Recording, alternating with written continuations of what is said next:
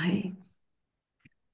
Então, no capítulo 2, antes da gente abrir ali para essa leitura juntas, é, eu trouxe uma reflexão que é sobre dois trechos de poemas que eles falam dessa capacidade da gente desdobrar o coração, tanto desdobrar o coração como mães e também desdobrar o coração do nosso filho. E muitas vezes desdobrar o coração pode parecer que é algo assim muito pensando assim pelo lado mais romântico e quase ingênuo assim, parece que é algo que coisa deliciosa e linda, a vida é só flores, né? E aí eu vejo que tem um lugar que é a vivência, que seja. Quantos meses tem seu filho? Quatro, vai fazer 5 4. amanhã. Aham. Amanhã é o mêsversário. É A gente fala que são dias longos e anos curtos. Aí você vai percebendo isso a cada vez que for passando. Boa noite, Bru. E a boa ideia noite. é que na vida prática você vai percebendo, todas nós, o quanto que desdobrar o coração é muitas vezes lidar também com lugares de desafios, de tá, como que eu me coloco à disposição de estar de forma integral aqui e encaro os desafios que é a maternidade, que é cuidar de uma criança. E, por outro lado, desdobrar as fibras do coração do filho é de que forma que eu consigo dar o carinho, dar o aconchego e, ao mesmo tempo, dar um contorno de uma direção.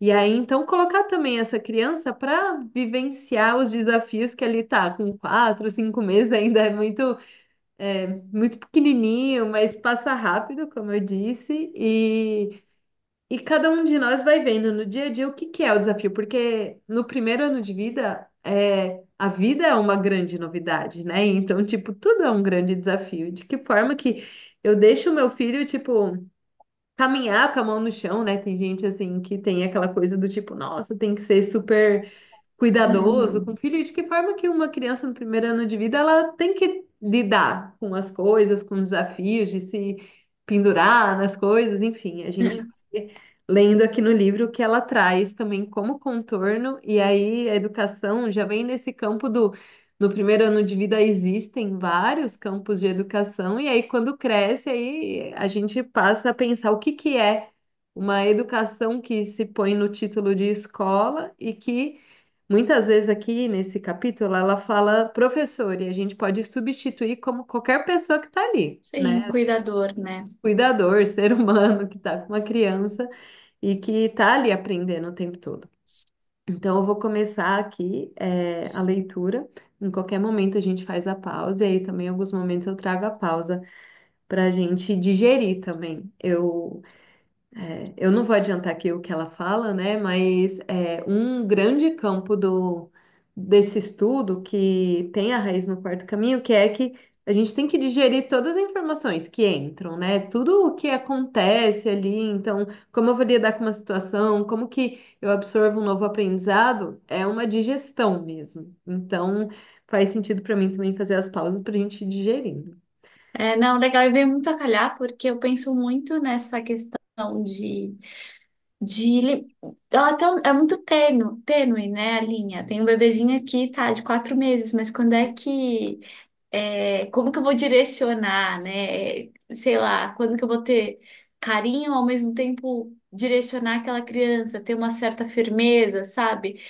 Para Sim. mim, isso ainda tá muito nebuloso, até porque ele é um bebezinho, né, de 4, 5 meses, Uhum. então não tem como, mas eu penso muito a respeito da educação em Uhum. relação a isso, né? Eu acho Sim. essa linha assim muito, muito, muito tênue entre, Uhum. né, dar o direcionamento ali, ter uma certa firmeza, mas também não ter muita rigidez, mas, sabe? Uhum. E é seu primeiro filho? É meu primeiro filho. Aham. E essa linha ela é muito tênue, até porque passa, e aí já tô dando outro spoiler, né? Mas passa por a todo tempo tá reavaliando também tudo que você passou e reaprendendo, assim, é como a cada instante é um novo momento de criar novas conexões neurais no adulto que tá ali também, né? Então, vamos aprofundar aqui que aí até alguns insights vão ficando mais claros. Então, no capítulo 2, ela começa a falar da educação. E começa com uma pergunta, que o que que é educar?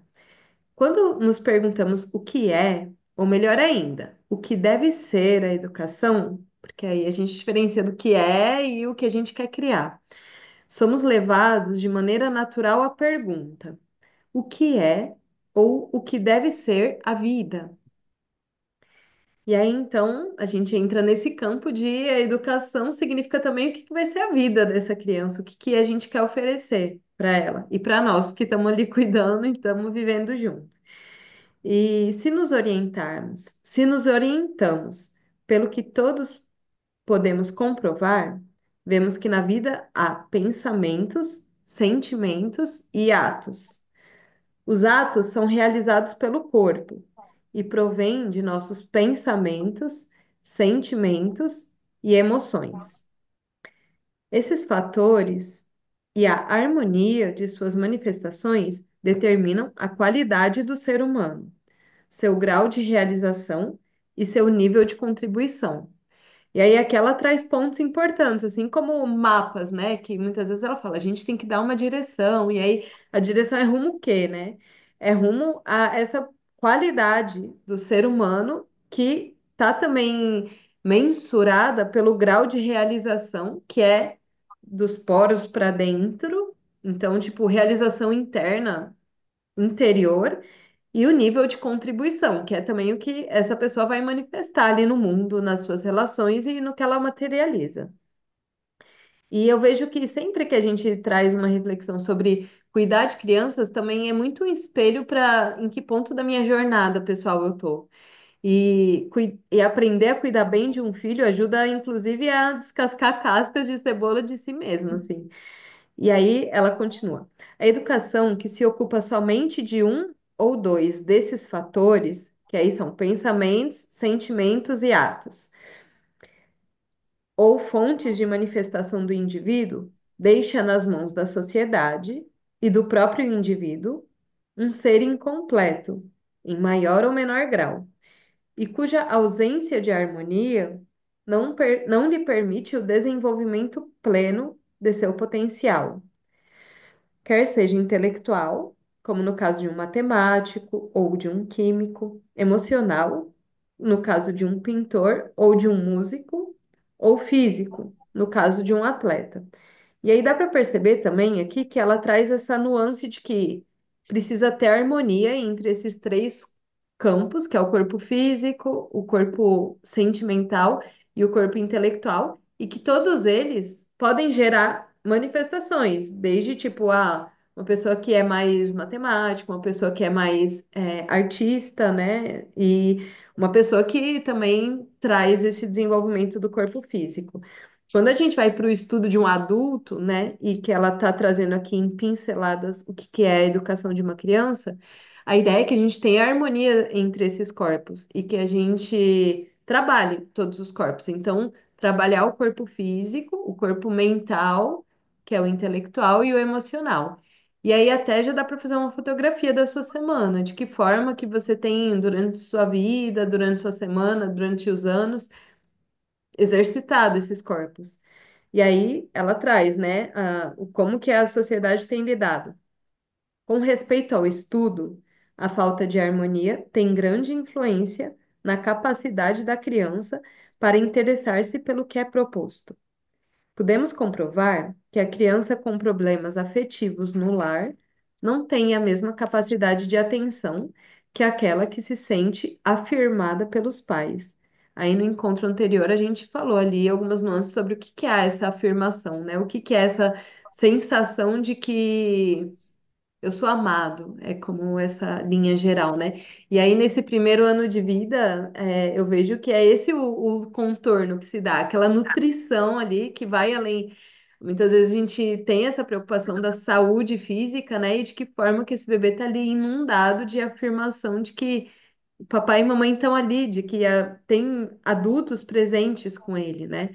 E esse contorno é muitas vezes um reflexo que se vê ali na hora que essa criança começa uma educação formal ou informal, a capacidade que ela tem de atenção. Uma criança com doença física ou falta de coordenação motora, por exemplo, terá maiores dificuldades para aprender a ler do que outra que possa realizar atividades físicas de maneira normal e tenha condições que lhe permitam fazê-lo. Então, aqui ela está trazendo também um pouco um reflexo de que, é óbvio que uma criança com dificuldade motora, com falta de coordenação motora ou com uma doença física, vai ter um déficit. E aí, muitas vezes, a sociedade, vamos dizer assim, não percebe que essa falta emocional também pode refletir no intelectual, né? Então ela traz como essa interconexão, que é algo muito, muitas vezes acaba virando um diagnóstico de uma doença, um tratamento que continua ali no cabeção e que não traz ali essa para essa criança essa desnutrição que ela teve emocional, que em outros campos de estudo se fala até que uma criança, muitas vezes com um problema ali, 4 anos de idade, mega problema ali com relações ou na escola, que ela precisa até certo ponto, eu tô falando muito rápido e de uma forma geral, mas ela precisa de suprir a falta que ela teve. Muitas vezes o diagnóstico é uma falta emocional. Então, aquele colo que ela não teve com 1 ano de idade, pode ser que uma criança de 4 anos precise regredir nesse colo de um bebê, para ela poder voltar como pro desenvolvimento da idade dela. E aí, trazendo assim, de novo, uma pincelada de algo que é muito mais profundo e que a gente teria ali muitos encontros para poder ir mais a fundo nessa fusão emocional que a gente chama do 0 a 3 anos de vida. E aí ela continua, que isso também é o ponto que eu comecei falando ali sobre essas fibras do coração, né? Que ela traz o outro ponto. O exagero também pode conduzir a resultados negativos. Uma criança excessivamente mimada, educada sob um sentimentalismo insistente, não terá suficiente firmeza de caráter para realizar um esforço ou para controlar sua atenção. Um rapaz absorvido pela competição esportiva não terá impulso suficiente para o desenvolvimento de seu intelecto. Ela traz de novo como uma comparação mais óbvia para a gente entender o que, que ela está querendo dizer. Então, tá, uma pessoa que quer lá ficar fazendo um exercício físico e fazendo coisas corporais como um atleta, dificilmente vai conseguir ter a concentração de uma pessoa que precisa estudar para uma prova, fazer algo intelectual, fazer conta, né? A pessoa está muito no corpo. E aí aqui ela está trazendo o outro lado que aí ela traz como tradução o sentimentalismo insistente. Não vai ter vontade própria. E aí eu vejo que é muito sutil essa nuance, né? Como tipo, o que que significa esse exagero, né? Que muitas vezes fica nesse contorno que, sei lá, eu falo assim, abre o Instagram, aí tipo, tem alguém falando que da cola é ruim, o outro falando que cola o tempo todo é bom, e aí eu vejo que parte de Isso um acontece lugar, muito comigo. sim, do tipo, e aí o que eu faço, cara, né? É. Assim, é, eu vejo que não dá para ter uma resposta de falar, olha, desse jeito que tem que fazer, primeiro tem que passar por esse capítulo, quando a gente chega no final, ele dá um norte da sensação do que é essa medida. E eu acredito que até o final do livro a gente vai ter uma sensação mais forte ainda do que é essa medida. E que dá para perceber assim, vamos comparar com relações de adultos assim. Quando ela fala sentimentalismo insistente, dá para perceber essa nuance do que é aquela relação emocionalmente excessiva, onde o sentimentalismo insistente abafa a capacidade daquela pessoa, que aí é um ser humaninho, né? Então, eu vejo que tem que ser olhado com muito cuidado, né? Porque diferentes vidas, diferentes pessoas podem ter uma tendência para um lado ou para o outro. E aí a gente tem que equilibrar isso, onde a ideia é não abafar o filho de fazer por conta própria. E aí, até quero abrir aqui, assim, porque eu tenho vários exemplos que eu posso pensar da minha vida pessoal, onde esse sentimentalismo insistente já abafou a minha autoexpressão. E aí, queria ouvir de vocês. Vocês conseguem ter alguma ideia? Tipo, lembrar de algum exemplo da vida, alguma coisa assim que possa ter tido isso, de tipo um afeto, um carinho que ultrapassa o limite de te empoderar? Vocês conseguem lembrar algo? É, tô tentando pensar em alguma situação aqui. Hum, Eu não, na minha história, não, porque era muito. Não tenho muitas lembranças assim, principalmente com minha mãe, assim, de afeto, sabe? Mas eu tenho muito exemplos assim na família de Pode crianças ser? que. Você lembra de De algum que. assim? Eu tenho um sobrinho que ele tem 12 anos. E ele tem muita dificuldade de fazer coisas simples, assim, sabe? Não sei se é nesse sentido, mas, por exemplo, de amarrar um sapato. Porque toda hora tem alguém fazendo por ele, assim, sabe? Ele não faz as coisas sozinho, ele não aprende. Aí, outro lado, tem a minha sobrinha que foi até engraçado, assim, eu entrei muito no papel de criança. Ela vem passar as férias comigo, ela tinha 9 anos. E aí ela não sabia tirar a roupa dela, com 9 anos. Aí eu falei, então deixa eu vou te ensinar. Aí eu fui, entrei na pilha dela e ela, não, não sei, começou a chorar e tal. Então, assim, 9 anos e não consegui tirar a própria roupa, sabe? Então, tem muitos casos, assim, na minha família que, na minha própria família de crianças, assim, que não consegue fazer coisas simples por conta de pais que estão sempre fazendo por ela, sabe? É nesse sentido, sempre? É. Sim. bem pensado, Bruna. Eu também. Agora comigo eu não me lembro, até porque eu não tenho muitas lembranças assim. A minha mãe também sempre foi mais no sentido de, meio que se vira, sabe? Mas eu tenho alguns exemplos. Eu tenho um sobrinho também que ele, com 12 anos, não sabia comer de garfo. Porque e nem cortar nada, porque a pessoa sempre ali estava cortando. Ah, você quer que eu corte para você? Nem pegar água. Então, às vezes ele ia lá em casa, aí ele falava, quero água. Lá, você quer água? Ah, o filtro fica ali. Ele não sabia, não tinha essa atitude de levantar, pegar água, porque sempre tinha alguém ali para pegar e para servi-lo. Então, realmente, vejo bastante essa situação e olhando assim, a gente aprende muito, eu aprendo muito, né, com, com os outros, vai, digamos assim. Eu falei, puxa, isso é uma forma de não criar meu filho. Eu tenho que tomar muito cuidado para perceber isso a tempo, né, e não ficar com esse sentimentalismo, como ela coloca aí, excessivo, para não ter uma criança mimada. Sim. O que vocês trouxeram é bem um exemplo que eu vejo que é o clássico, assim, da demonstração do afeto a partir de fazer pela criança. E, tipo, isso é uma coisa que, às vezes, até como mãe, e, tipo, comigo acontece muito com a minha mãe, assim, cara, como que eu vou demonstrar carinhosamente que, tipo, não, não é pra você fazer pela minha filha, né?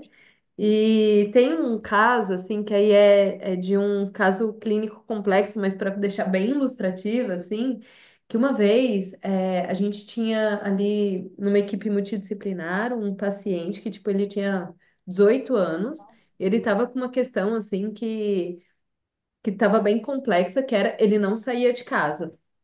E aí, a gente acompanhou, tipo, com um psicólogo também, e ele deu um olhar que esse menino, ele teve a companhia da mãe e o pai não tava, tipo, ele era filho só com a mãe. E aí, dentro de várias conversas ali, deu pra gente perceber que ele tinha o papel presente da mãe e não tinha o papel do pai, que até pelo olhar lá do psicólogo encaixava naquela situação que era o pai faz a criança ir pra fora. E tipo, a gente não precisa falar que é o homem que faz isso, mas tipo, tem a energia da mãe que é esse colo e tem a energia do pai que é vai pro mundo. E que uma mãe pode fazer esses papéis, mas entender essa energia feminina e masculina. e que essa ausência dessa energia masculina, dessa presença de alguém que fala, bora pra vida, sabe? E mesmo que não seja, talvez a mãe dele não fez as coisas por ele, mas de alguém falando, bora, sabe? Tipo, vai, assim, Uhum. que o sentimentalismo insistente, eu vejo que é muito esse lugar do tipo, quase coitadinho, assim, né? Aham. Que, ai, mas é pequenininho, mas tipo, e como que eu consigo ali ter esse filtro do ser humano que está ali presente, seja com 4 meses, 4 anos, 14 anos, e perceber que ele é capaz, que para mim é esse lugar assim do amor e também até com adultos assim, tipo entre nós aqui. Para mim, respeitar vocês é saber que vocês são capazes de até mais do que vocês acreditam, entende? E para mim, essa é a forma de lidar com a vida interior e a vida também entre relações. Então, como que é esse amar, podendo confiar que a pessoa é capaz de ir até além do que ela já foi, e sem trazer essa dor, né? Do tipo, de não ter também um aconchego ali na hora que precisa. Então, é um fio tênue e que ao mesmo tempo é no dia a dia, em cada experiência, que é como um termômetro interno de, nossa, posso deixar ir além. E, nossa, aqui precisa de um aconchego. E ela vai trazer mais nuances aqui, mas eu acho que a ideia vocês conseguiram sacar ali dando esses exemplos. E eu trazendo esse exemplo do menino que não saía na rua para botar o lixo porque, tipo, ele não queria ir pro mundo, assim, ele tava, tipo, apavorado, né? Uhum. E aí ela começa, então, né, a trazer um pouco mais sobre o como fazer. O grau de integração e manifestação harmoniosa desses fatores depende muito da educação recebida. Daí que a educação deve ser um processo pelo qual se tenta desenvolver de forma integral e equilibrada a mente, o sentimento e o corpo. E aí, continuando, o que se ensina, o que se aprende. Ela dá um exemplo. Em seu livro Educação e Êxtase, de George B. Leonard, enfatiza: aprender é mudar. E aí vem aqui, né, assim, tipo, lembrando a história da vida pessoal de cada uma. Aprender é mudar. Quantas vezes os contextos onde eu aprendi, seja na faculdade, quando era criança, a proposta era mudança, e mudança ou interior ou exterior, né? Assim, tipo, mudar, algo diferente. Aprendo e algo diferente acontece. Da minha memória, até física, assim, tipo, é bem pouca, assim, era como se fosse uma osmose de coisas entrando na minha cabeça e eu precisando absorver aquele conteúdo mental, muito mais do que alguma transformação acontecendo, né? Eu sempre me senti muito ativa de decorar coisas e passiva de aquilo integrar como parte de mim. E aí ela fala: entretanto, essa mudança só acontece quando algo é assimilado e compreendido. E eu gosto de trazer esse assimilado e compreendido, que se repete muito nessa linha de estudo, que é como o que entra na sua mente tem que ser digerido, como você mastiga a comida, engole, ela passa no seu corpo até virar alguma coisa na sua corrente sanguínea que te nutre. O que entra aí, aprendizado de sentimento, de corpo e de mente, ele tem que fazer parte de você, tem que digerir para virar algo na sua corrente sanguínea. E aí ela fala: um processo de aprendizagem baseado na memorização de informações não leva a uma compreensão e, portanto, não produz mudança. Então, até perceber isso em quando a gente traz algo, né, para uma criança, assim, de que forma que isso pode acontecer? Ela vai dar algumas pistas e ao mesmo tempo é tipo, é muito na vida prática de, nossa, amanhã vai ter uma situação que eu vou pensar, como que isso pode fazer parte, né, para a criança? E aí ela continua. O que só é memorizado em nível mental dificilmente permite a interação prática dos conhecimentos adquiridos. Essa interação se encontra em todas as fases da vida. A interação, né, que ela diz é, para construir uma casa completa, são necessários eletricidade, água, carpintaria, matemática, desenho, topografia, administração. E aí, muitas vezes, percebeu como fazer a criança integrar algo passa por eu, como adulto, pensar como que isso é integrado dentro de mim, né? Por que que é legal ver as estrelas, ou por que que é legal cozinhar?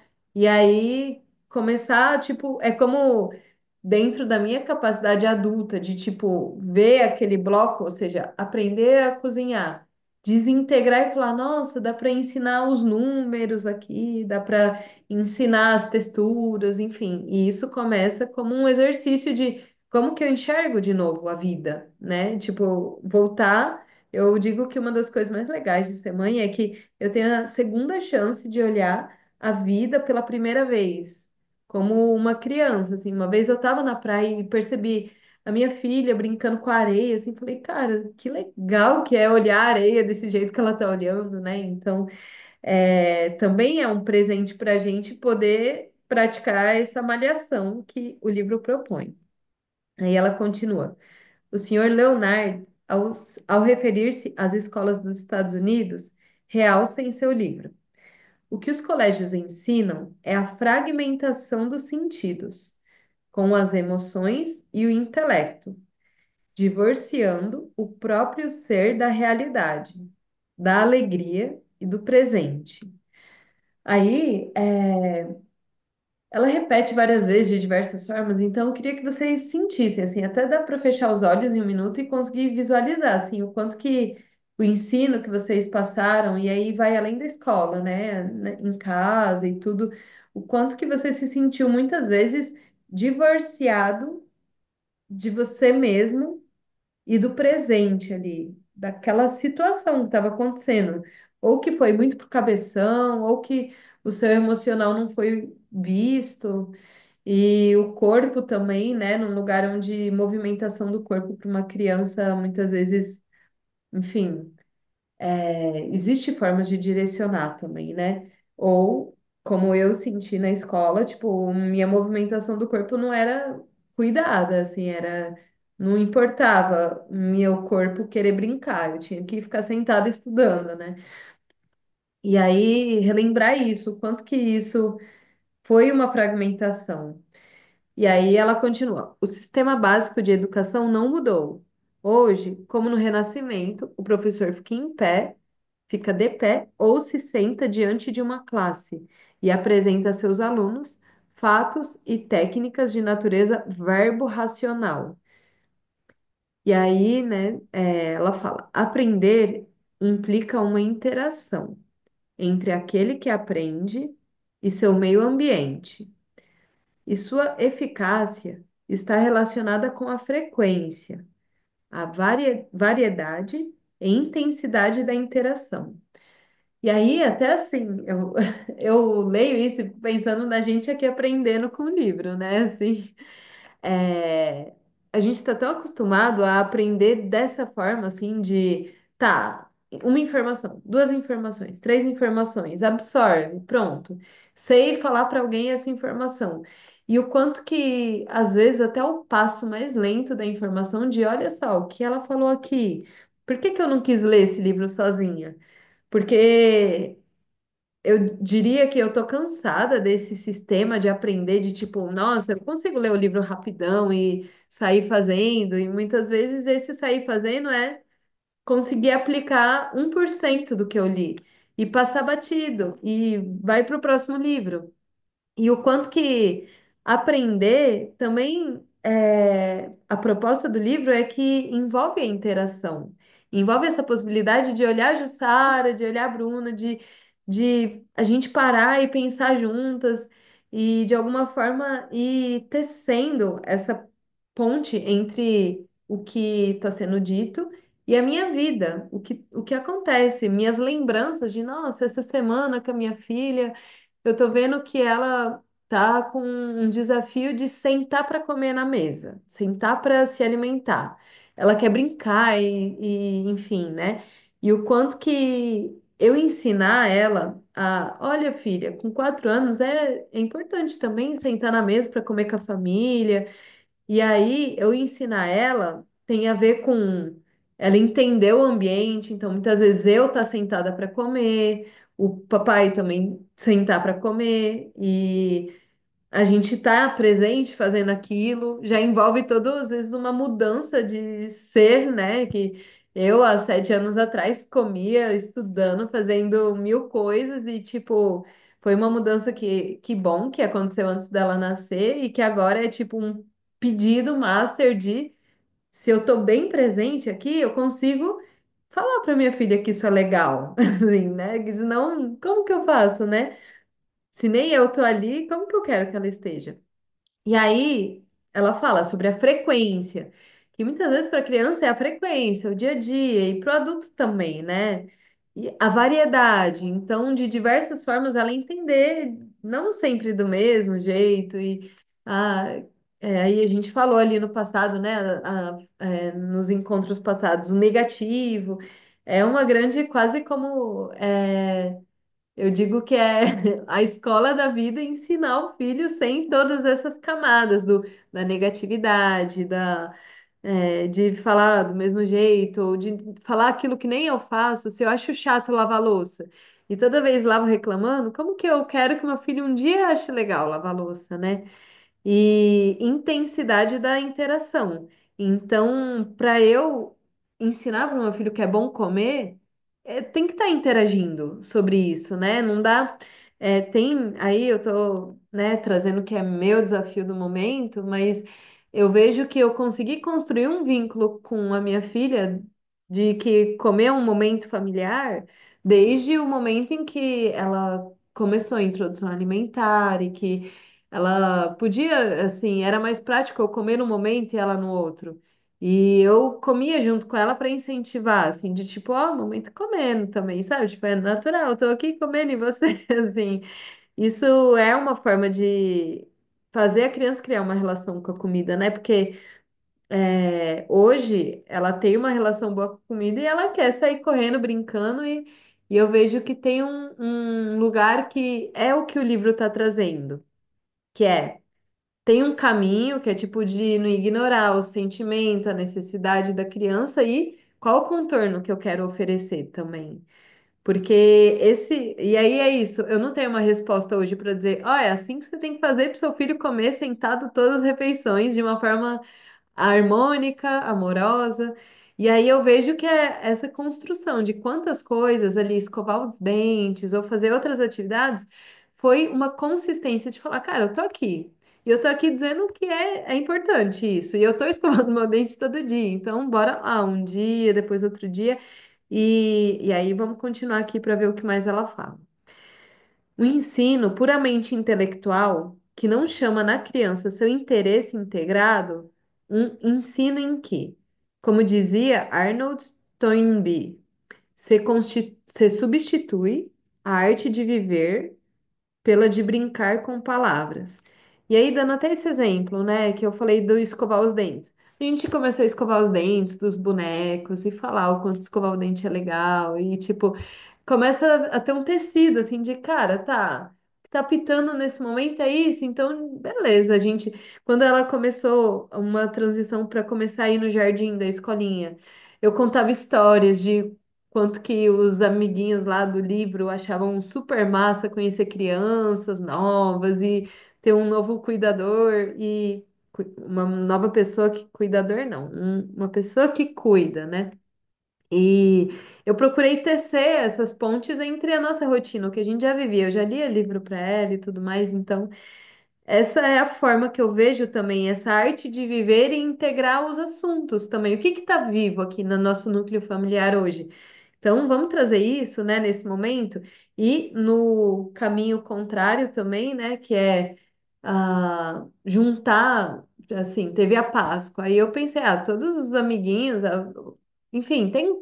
Como que eu posso, para mim, ressignificar a Páscoa, né? Porque tem esse assunto rolando aí, até no inconsciente coletivo, tá todo mundo. E aí a gente pintou ovos, a gente deu uns ovos pro coelhinho, aí tipo é isso, né? O certo, o errado, aí tem A cada ano eu vou reinventando. Eu falo, tá, qual camada que eu quero transformar esse ano? Tá. Em vez do coelhinho, vamos mudar, assim. E aí esse ano foi. A gente pintou os ovos, deixamos lá, aí as crianças se esconderam. E aí depois elas foram buscar o presente. Nesse lugar de tipo, também tem que dar para o coelhinho alguma coisa bem legal e especial. Para você ganhar, assim, nesse lugar de reciprocidade. Foi o tema que a gente quis trabalhar, cuidar esse ano, assim. E, enfim, é a construção junto, né? Não tô falando que fazer isso é a melhor forma de fazer a Páscoa, né? É tipo da sua, aquilo que tá entusiasmado dentro de você, qual o entusiasmo do ano, né? E aí isso torna até mais leve, assim.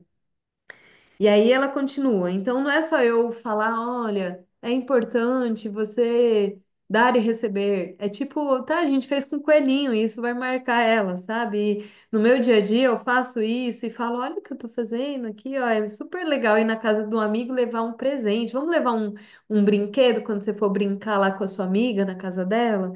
E aí é um trabalho ativo de ir lembrando também, nossa, quais valores que eu quero muito passar para os meus filhos e de que forma eu estou fazendo uma coisa que eu posso contar para ela, olha, hoje eu estou indo lá na casa dos nossos amigos, e a gente vai fazer um almoço todo mundo junto, cada um vai levar um pouco de comida, né? Eu estou levando um hummus aqui, enfim, né? De contar também o que a gente está vivendo. Sem ficar também muito cabeção, é mais esse lugar de, ó, contar a história da vida. Ah, e aí ela continua: produz em muitos casos uma aprendizagem negativa, que é substituir a arte de viver, que é isso que eu dei uns exemplos aqui, pelo brincar com palavras, ou seja, só ficar falando e ensinando conteúdos que é vazio de vivência prática. Ela fala que quando a gente entra nesse brincar com palavras, se aprende a se omitir, se aprende a sobreviver nos estudos, a ser aprovado com o mínimo esforço, o aprender a fazer trapaças consigo mesmo e com os outros. E aí lembra assim na sua história da vida se você já sentiu que você viveu isso durante o seu aprendizado. Assim, se fosse colocar na vida de vocês, até para lembrar, assim, o que que vocês mais sentiram? Vocês sentiram que vocês se omitiram, que vocês sobreviveram, que você buscou ser aprovado com o mínimo esforço, ou fez trapaça com você e com os outros? Como que vocês sentiram, assim, esse episódio de estudo? Nossa, eu acho que muitos desses. Sobreviver nos estudos, nossa, na faculdade, e fazer trapaças consigo mesmo. Acho que clássico, aquela coisa de decorar para a prova, né? Então, qual que é o sentido? É uma trapaça consigo mesmo. Porque você não tá aprendendo, eu não estava aprendendo, eu estava decorando para uma prova específica. E o mínimo esforço. Então, acho que eu aí me incluo, me encaixo aí em vários desses no principalmente na faculdade, eu acho. Isso aconteceu bastante. Aqui também. Me identifico com todos. Só vejo essa parte de sobreviver também, dos estudos. E Sim. trapaça comigo mesmo, né? Até hoje. Uhum. Ó, já vou tentar autossabotagem, né? Essa questão da trapaça. É uma autossabotagem muito grande. E eu até fico pensando que uma grande reflexão que isso de começar a buscar uma nova forma de ensinar para os filhos traz é assim, cara, como que é possível construir então uma nova realidade? Que eu, como adulto, também a ideia é que eu vá me transformando. Como fazer diferente, né? Para eu conseguir sair disso e poder, inclusive, ensinar meu filho que ele não precisa entrar nessa roda. E do tipo. Quando eu vejo assim, na faculdade, eu já cheguei em momentos a, tipo, até a ter trapaças com os outros nesse sentido de, tipo, tinha o ano anterior, então lá eu era do terceiro ano, tinha o pessoal do quarto ano, e eles sabiam, a maior parte das provas eram repetidas, então eles falavam, olha, estuda isso aqui, assim. E o quanto Uhum. que esse sistema, tipo, traz até. seres humanos bem desnutridos, desnutridos do seu próprio centro e até do tipo que tá todo mundo fingindo que sabe um monte de coisa e a cada ano as coisas vão ficando mais complicadas porque, tipo, nossa, as pessoas estão conseguindo muito fácil isso daqui, então vamos complicar mais. E a real é que tá todo mundo ali, meio flutuando, sabe?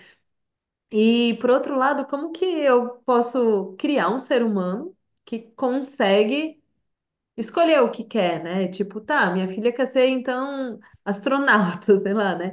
E como que ela pode ter essa capacidade inerente dentro dela sem se submeter a isso? Então, é um grande lugar de ir observando e construindo, porque eu vejo assim que muitos dos aprendizados, tipo, a ideia desse livro é entender que formato de aprendizagem que ela está sugerindo.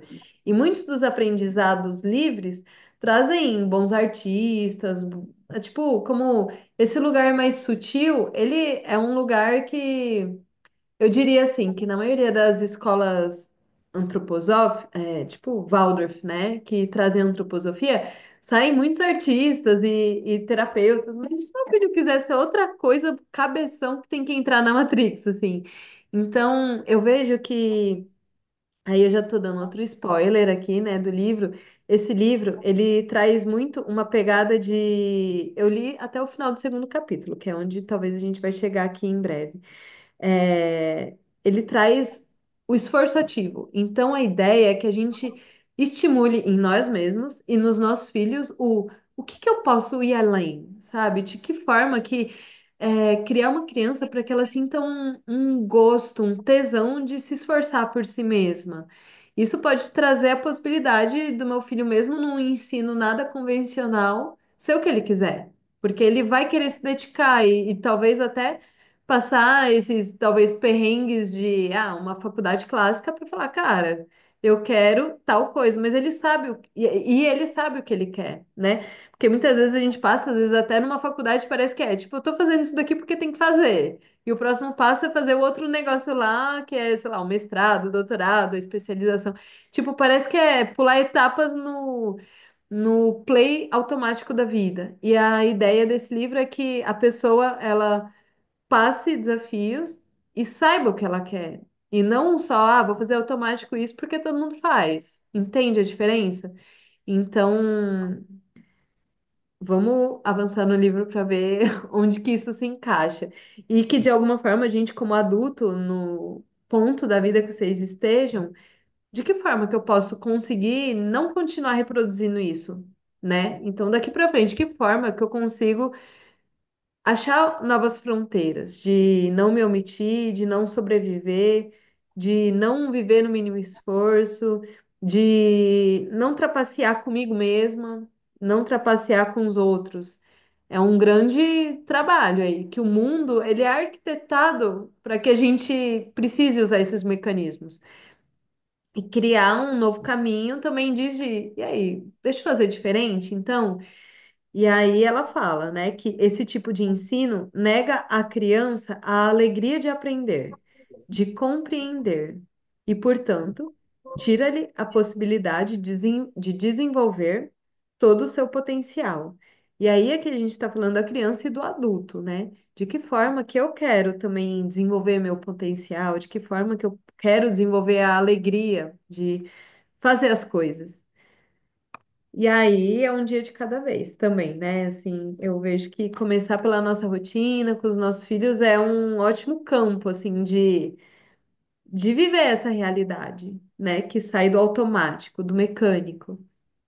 Porque é um lugar que dá vontade, né? Tipo, nossa, cuidar do meu filho, eu não quero ser mecânica, eu não quero, só ouvir o que os outros falam que é pra fazer e fazer igual. Então, vamos começar por ali, né? Que vale muito. E aí ela continua, vamos lá. Eu vou continuar lendo e aí vocês podem me parar em algum momento se vocês quiserem. Devemos educar a criança interna e externamente. Para que uma criança cresça forte e sadia, tem de se treinar e fortalecer seus músculos. Da mesma forma, devemos educar seus músculos internos, a atenção e a vontade, se quisermos que a criança tenha uma força interior. Se não se treina a criança, se não se exige mais do que esta, cômoda e facilmente pode dar, ela não terá depois a vontade suficiente para realizar um esforço, para enfrentar seus estudos, suas próprias debilidades e as dificuldades que a vida lhe proporcionará. Então é isso, né? Que a gente estava falando ali no começo, o que que é aquele sentimentalismo insistente, o que que é também educar essa criança para que ela vá para a vida, tem a ver com isso, de trazer para ela um pouco além da zona de conforto, um pouco além do que ela já sabe, nessa confiança. Então, é como eu coloco meu filho, a criança que eu amo, numa situação nova, que aí pode causar emoções do tipo medo do desconhecido, ou um desgosto de, ai, mas estava tão confortável aqui, gostosinho. A diferença do como essa criança vai encarar isso é se eu faço isso na energia do amor ou se eu faço isso na energia do adulto chato, né? Do adulto, você tem que, nananã, você tem que comer com garfo hoje, porque aqui é diferente, né? Ou de, eu te amo, eu sei que você consegue comer com garfo, sabe? E, tipo, a criança sente, né? Tipo, até a gente, como adulta, a gente sente a energia das pessoas na hora que elas estão propondo alguma coisa pra gente. E isso é perdido, ou seja, a gente talvez tenha menos esse filtro ali de até perceber a verdade numa pessoa ou não, porque a gente passou por muito tempo de educação diferente do que o que é proposto aqui no livro, né?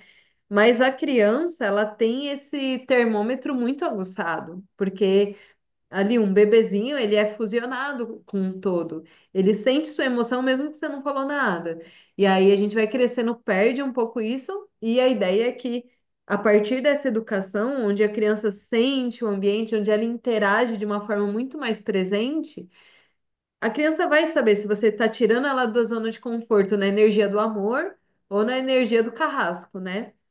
Então ali ela traz. A criança necessita de uma direção. Ela não pede, ela não a pede, não compreende com a sua mente essa necessidade. Então a criança, ela não pede a direção. Algo nela, porém, precisa realmente. E de certa forma, a criança expressa isso. E aí, depois ela vai falar sobre situações desafiantes, e como eu disse ali, muitas vezes desafios de criança são expressão ou de não ter dado uma direção, ou de não ter dado esse colo, né? Então, direção eu vejo que é esse lugar de ó, é para aqui que a gente vai. Então é um pouco sair da zona de conforto. Então, o colo e a direção, eles são amigos, vamos dizer assim, sabe? E essa balança, ela é dinâmica, inclusive, para a gente entender que é isso, a vida é isso, é um equilíbrio dinâmico, né? E aí ela traz as direções, né? Ah, se o professor, aí vamos colocar todo mundo que educa, não assume seu papel, dando-lhe essa direção, então qualquer coisa externa ou interna a dispersará, conduzindo-a numa direção errada. O aprendizado do professor consiste em ver claramente a direção pela qual levar as crianças e como vai estimular o interesse Claro. delas. Gabi? Oi, oi. Fecha aí o seu micro. A criança tem de ser ensinada. Não se deve crer que ela irá aprender por si mesma, por osmose. Há pessoas que acreditam que a criança, tal como é, perfeita, que não há nada que mudar nela e que, ao crescer, saberá por si só o que é bom e o que é mal. Aí aqui, né, eu vejo que é importante entender que existe aqui esse conceito do bom e mal. E aí depois a gente pode reaprofundar ele num segundo momento, porque existem os valores que são fundamentos e existe a minha visão sobre o que é certo e errado. Então, quando ela fala bom e mal, eu vejo que está mais no fundamento, os valores do que isso tem que ser feito dessa forma, entende? São coisas diferentes. E a gente pode até em algum momento abrir mais para isso, porque é um espelho de fumaça que às vezes acontece, né? Entender que existe uma única forma de fazer as coisas, que isso é certo e isso é errado, precisa ser ampliada a visão, né? E aí os fundamentos do bom e mal ela vai trazer aqui. Essa crença de que a criança pode aprender por osmose e é perfeita, né? Faz com que o educador se torne passivo ante a criança, que não sabe realmente o que é bom para si mesma. Deixa eu abrir aqui um minutinho. Pronto.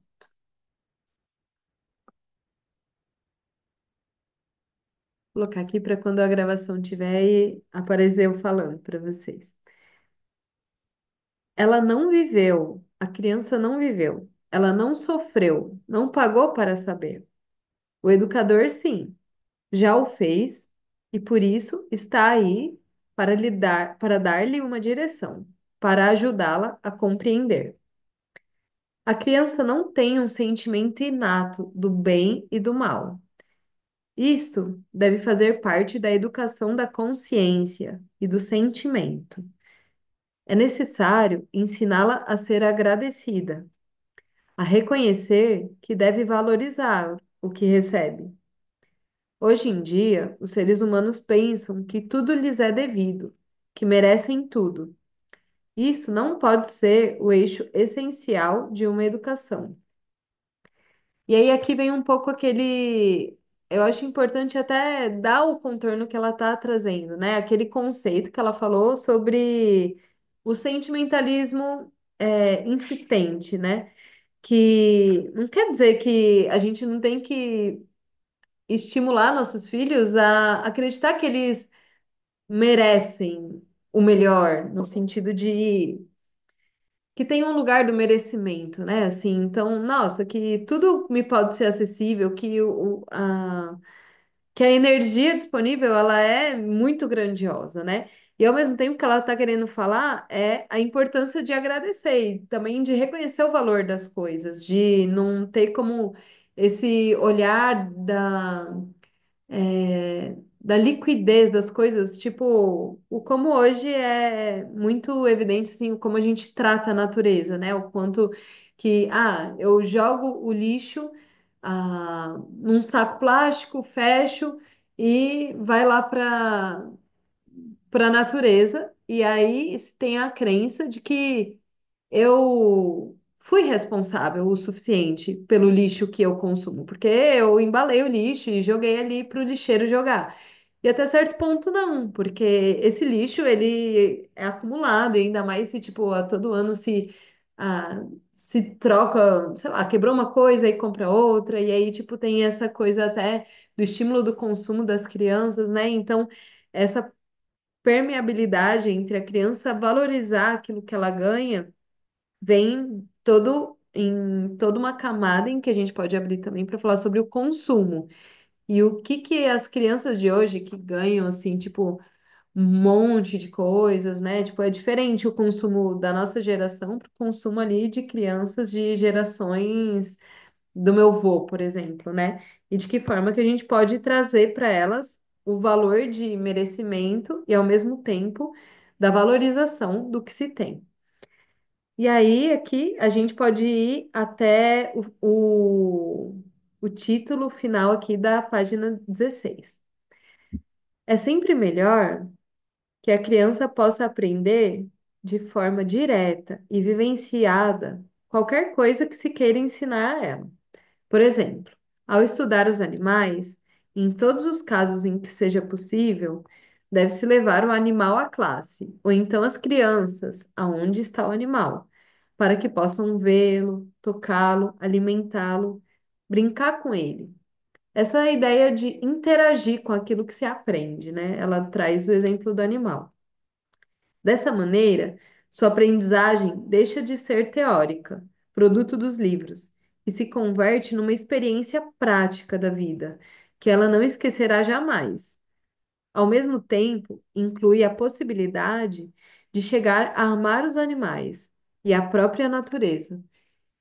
E aí, eu vejo que o primeiro boicote que poderia aparecer nesse trecho é de tipo, nossa, mas quantos animais a gente aprende? Quanto que a gente teria? Como que eu vou levar uma girafa para a escola?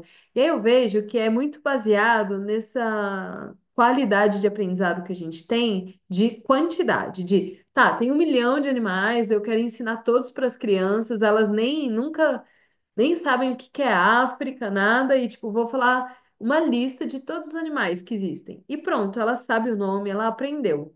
E nunca ela viu nenhum animal. Ela mora lá no centro de São Paulo e nem sabe o que é, nem tem em casa, né?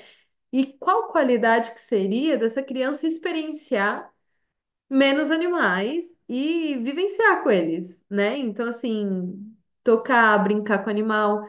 Lá no jardim onde minha filha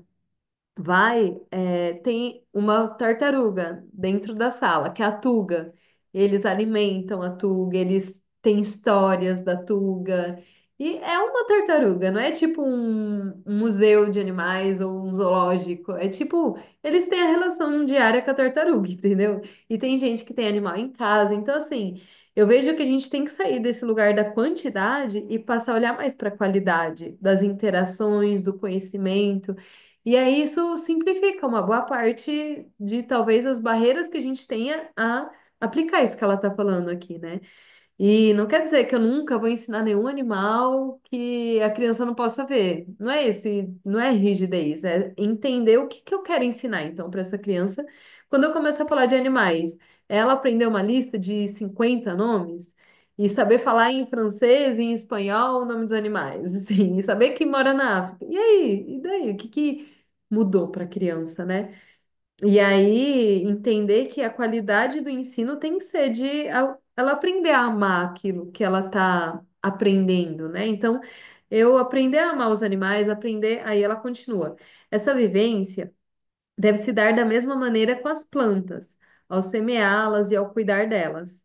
Vendo-as crescer, a criança fica em contato direto com a criação, fato que toca a sua sensibilidade, abrindo-a para o mundo vivo e, ao mesmo tempo, fazendo-a sentir sua forte ligação com a terra, algo que as crianças das grandes cidades dificilmente têm. Essas crianças que crescem rodeadas por cimento e asfalto, sem contato com a natureza, não têm raízes. Poder-se-ia dizer que estão desenraizadas.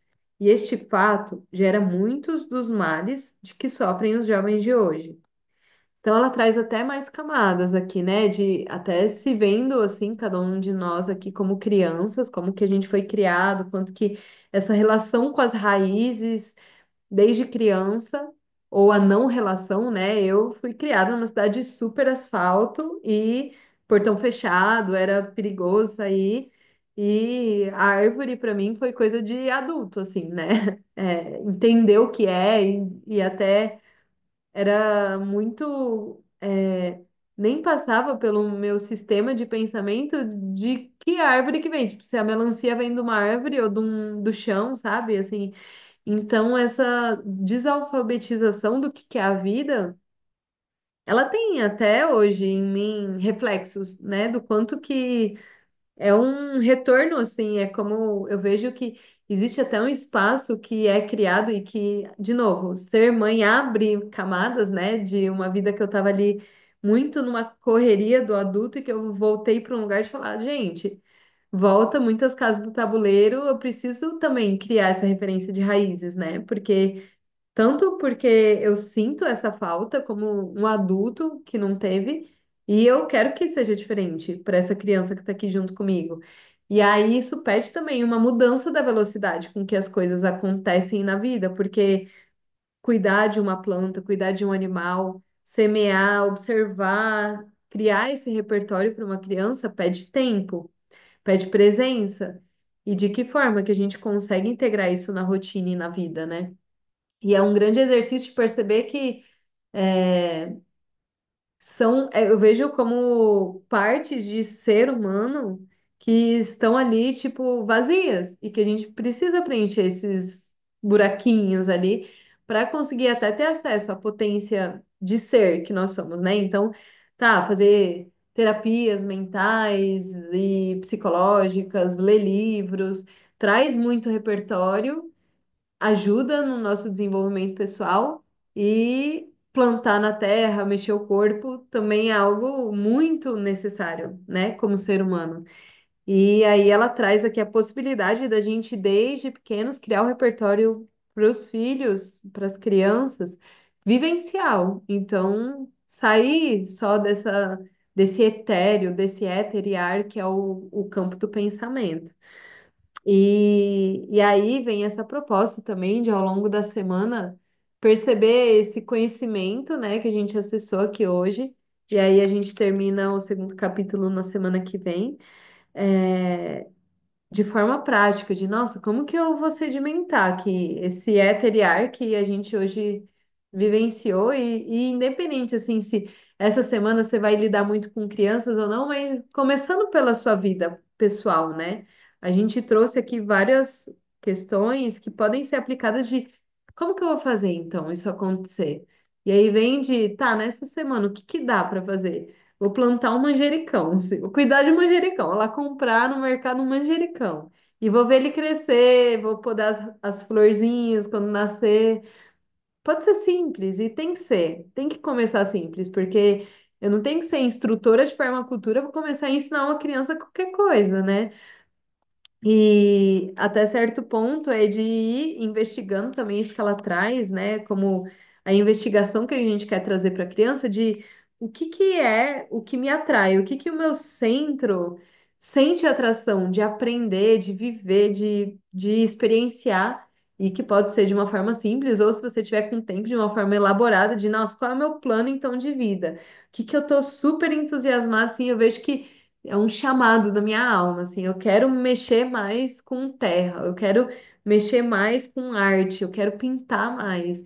Então, achar essas possibilidades até de não entrar ali num adulto que sempre tá se omitindo, sobrevivendo, sendo aprovado com o mínimo esforço. Então, que campos que eu quero exercitar a minha vida? E também de se colocar nesse zona de desconforto um pouco fora dela, né? E encontrar a zona do flow, que é esse lugar de, mesmo no desconforto, eu consigo entrar num estado de atenção e vontade, que é o que ela traz aqui como esses filtros, assim, como, nossa, o que que é a musculatura interna que eu quero? Eu quero ter atenção naquilo que eu estou fazendo e vontade. E muitas vezes pode ser fora de uma zona de conforto também, porque se a gente espera o dia mágico e maravilhoso que eu posso estar abrindo essas fronteiras do que é o conhecido da minha vida, aí a gente lá com 99 anos vai falar, nossa, putz, não deu tempo. Aí a gente pode começar hoje. É, eu vou abrir aqui esses minutos finais. Eu acho melhor do que a gente continuar, né, lendo.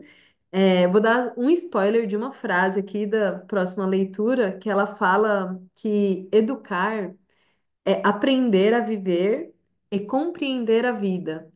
Então, eu vejo, antes de abrir aqui para vocês, que essa frase ela fala muito sobre o presente, a dádiva que é poder educar e trazer para alguém essa experiência do que é estar vivo. E até uma renovação, assim, que eu vejo que como adulta, às vezes eu fico num lugar um pouco de, ai, o que que é a vida, né? Assim, tipo, quase como mergulhada nessa vida que foi criada, assim, muito distorcida do que é viver a experiência humana mesmo, a experiência de estar vivo e educar um filho e também entre nós, assim, se reeducar para ser adulto responsável de trazer um olhar diferente para uma criança, é aprender a viver e compreender a vida. E compreender é sentir, né? É tipo, o que que é a vida? O que que é a potência de estar vivo aqui, né? E eu quero abrir para vocês, assim, o que que vocês absorvem, assim, dessa o call to action para a semana. O que que vocês sentem que tá vivo aí?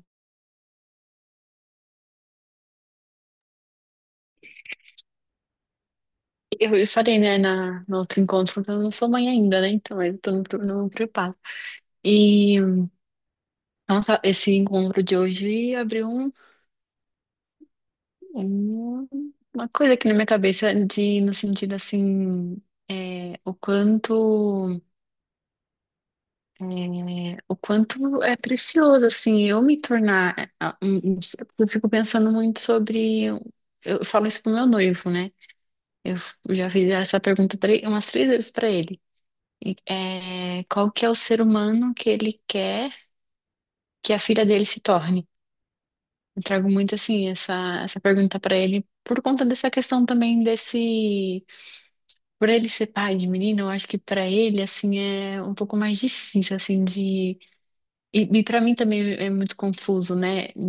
É, porque assim é duas linhas.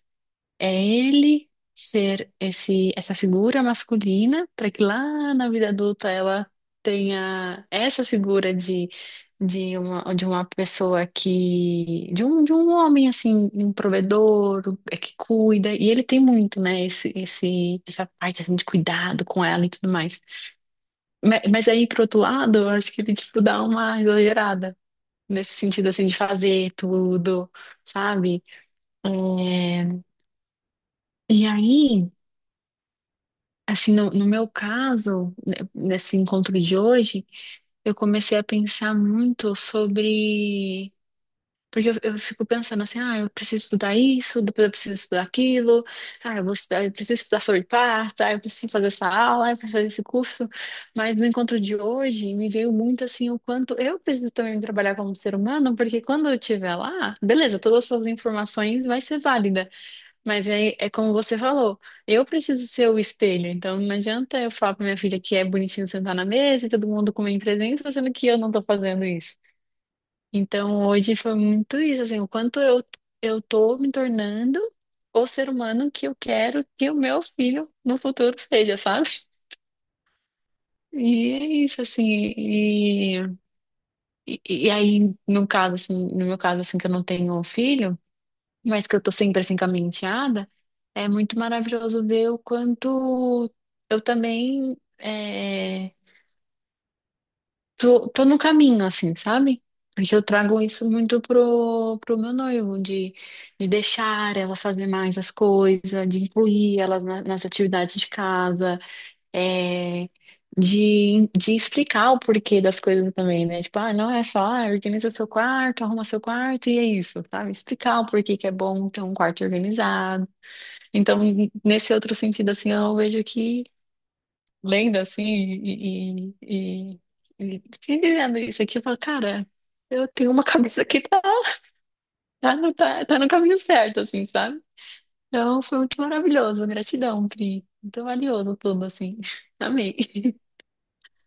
Muito legal, Bru, que você trouxe, porque a gente já fez esse exercício, né?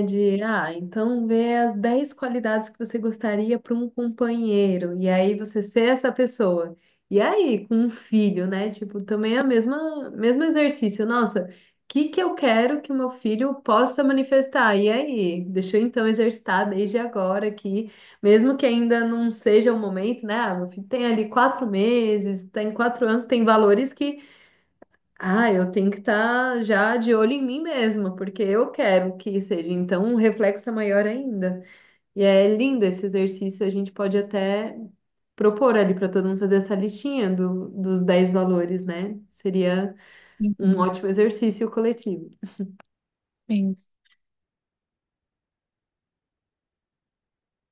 Oi, gente, eu cheguei atrasada, né? Eu não tô sabendo nada de nada do que vocês estão falando. Eu peguei assim por alto. E tô aqui abrindo panela, porque hoje tá um dia caótico, então eu não tô podendo fazer as coisas muito na presença. Tô tendo que fazer mil coisas ao mesmo tempo.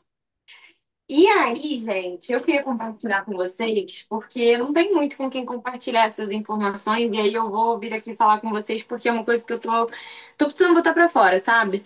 É, esse final de semana eu fui numa cerimônia de ayahuasca, inclusive senti sua falta, tá, Bruna?